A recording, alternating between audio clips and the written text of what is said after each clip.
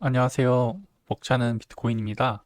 오늘 2024년 비트코인 미니 컨퍼런스에 다녀왔습니다. 저녁 먹고 후기 영상 올리려고 영상 찍습니다. 일단 결론부터 말씀드리면 전혀 미니가 아니었다. 그 컨퍼런스에 참여한 사람들도 많았고 웅장하고 우람한 그런 컨퍼런스였다라고 생각이 들더라고요. 그래서 이런 좋은 컨퍼런스 준비해주신 스펙터님, 그리고 좋은 연사가 되어주신 뭐 아토믹님, 네딸바님, 켈빈님, 프로메나드님, 포대를 비롯한 포우팀, 1분 비트코인님, 그리고 이제 자산운용사 사회이사님하고 각종 스폰서들까지 좋은 자리 마련해 주셔서 감사하다는 말씀 드립니다.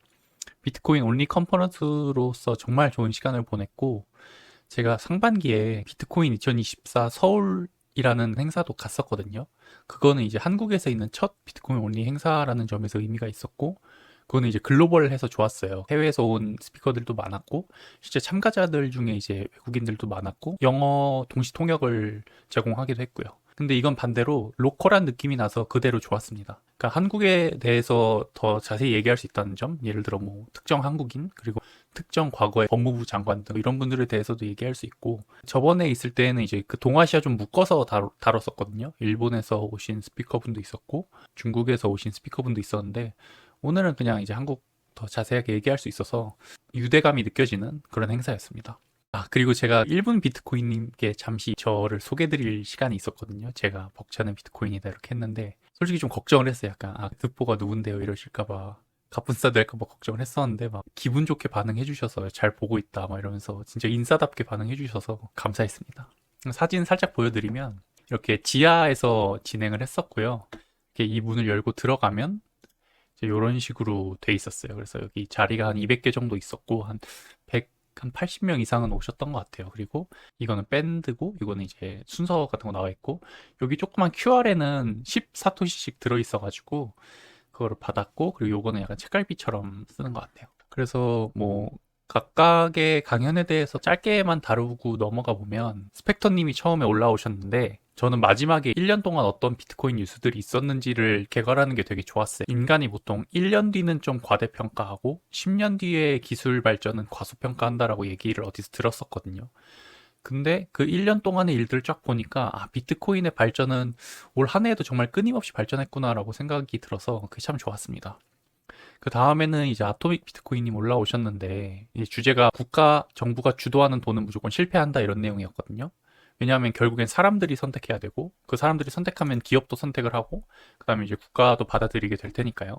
생각해보면 저는 한국에서의 비트코인 어답션이 조금 느릴 수밖에 없다라고 조금 부정적인 시각이 있었는데 오히려 또 오늘 이렇게 많은 분들 참여하신 걸 보니까 느린 만큼 더 민중의 탄탄한 기반을 만든다면 조금 느리게 시작하더라도 잘할 수 있지 않을까? 이런 생각을 했습니다. 그리고 언급하셨던 것 중에 여기 우리가 해야 되는 일 중에 1, 비트코인을 올바르게 알리기라는 부분이 있었거든요.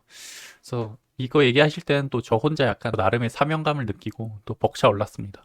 그 다음에 프로맨나드님 올라오셔서 그 시오 코리아라는 이제 채굴풀 프로젝트에 대해서 말씀해 주셨고 저는 아직 채굴에 관해서는 사실 뭐 거의 모른다고 봐도 무방해서 그냥 이런 게 있구나라고 들었고 즐겁게 하자는 말이 특히나 인상 깊었던 것 같아요.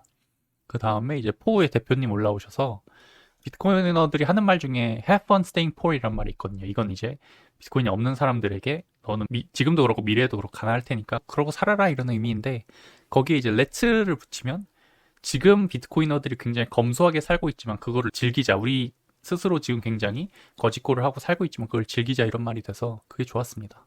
저도 비트코인이 친환경에 기여하는 가장 큰 요소 중에 하나가 과소비랑 과생산을 억제한다는 거였거든요. 근데 그걸 실제 예시로 보여주셔서 그게 되게 좋았어요. 그리고 이제 켈빈님께서는 비트코인 개발자들의 마인드, 본인은 어떤 마인드로 비트코인 개발에 임하고 계신지 말씀해 주셔서 그게 되게 좋았고, 그 다음에 마지막 개인 연사는 이제 넷달바님이셨는데, 비트코인 어쨌든 사용자가 통제하는 금융 시스템이잖아요. 그래서 그게 계속 보급됨에 따라서 피해받게 될 자들은 이제 기존 금융의 수혜자들일 거고 그 사람들이 어떤 식으로 공격을 할 것이냐 아니면 이미 하고 있느냐가 결국엔 이제 검열 저항성에 대해서 건드리게 될 것이고 이것은 CBDC와 비트코인의 대립으로 좀 표현되지 않을까 그런 얘기를 좀 나눴습니다. 근데 아까 아토믹님 거기에서 됐지만 국가의 돈은 결국 이길 수가 없잖아요. 민중의 돈이 이길 수밖에 없기 때문에 뭐 걱정이 크게 되진 않는 것 같아요. 쉬운 싸움은 아닐 수도 있지만 그래도 분명히 이겨낼 수 있다 이런 생각이 들었고, 그다음 마지막에 연사분들 다 같이 올라오셔가지고 Q&A 식으로 질문했거든요. 그 중에서 이제 비트코인이 이제 기축 통화, 기축 자산이 되느냐 이런 질문이었는데 설명해 주신 게 넷달바님이셨을 거예요. 기업이 이제 무역 같은 걸 통해서 본인들이 가치를 생산해내면 그걸 어떻게 보관할 것인가가 오히려 기축 자산, 기축 통화를 다루는데 더 중요한 기준이다. 그러니까 우리가 단순히 해외에 가서 달러로 환전을 한다 이런 개념이 아니라 기업, 좀 더 큰 경제 주체들을 기준으로 봐야 되고, 결국 기업들이 과거에는 UST, 미국채를 모았다면 그게 아니라 결국엔 비트코인이 될 것이다. 그런 설명이었거든요. 근데 제 앞에 이제 커플 한 쌍이 앉아 계셨는데 그걸 들으면서 되게 이러면서 되게 끄덕이시더라고요. 그리고 서로 쳐다봤거든요. 그리고 제 기억이 조작된 걸 수도 있는데 둘이 이렇게 웃었어요. 서로 보면서. 근데 저는 그게 너무 아름다웠고, 그래, 저게 희망이고 저게 비트코인이지 이런 생각이 좀 들었습니다. 그리고 이제 잠깐 쉬는 시간에 제 옆에 앉아 계신 분하고도 잠깐 얘기했었는데 저를 팔로우 해주신다고 하셨는데 빨리 안 했으면 해주십시오. 그리고 가끔씩 사실 질문하시는 분들 중에 조금 뭐랄까 그래도 조금 기초적인 질문을 하신 분들도 있었는데 저는 그게 정말 좋았어요. 왜냐면은 사실 그런 질문을 하신다는 거는 그 자리에 그런 거를 좀 궁금해 하시는 분들도 충분히 있을 거란 얘기입니다.